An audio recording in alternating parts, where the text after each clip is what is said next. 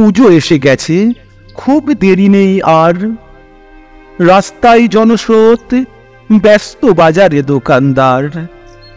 কলেজের পাঠ এখনো শেষ হয়নি, বেকার বলাই চলে, অবসরে করি টিউশনি।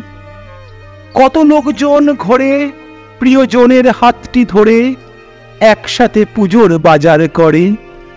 প্রিয়জন আমারও কেউ আছে, আমিও কারো প্রিয়। সমস্যা বেকারত্ব, টাকার জোগাড় গোপনীয়।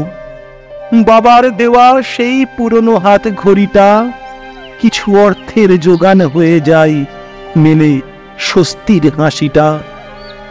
প্রিয়জনের জন্য নতুন শাড়ি কিনে কোনো এক ছুটির দিনে দেখা হয়ে যায় গঙ্গার ধারে সে একাকী দাঁড়িয়ে।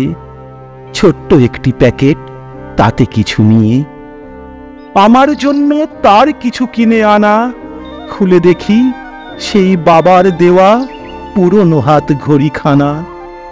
অজান্তেই দু চোখ দিয়ে জল গড়ে, দুই হাতে তাকে শক্ত করে বুকে চেপে ধরে খুব বলতে ইচ্ছে করে, ভালোবাসি ভালোবাসি।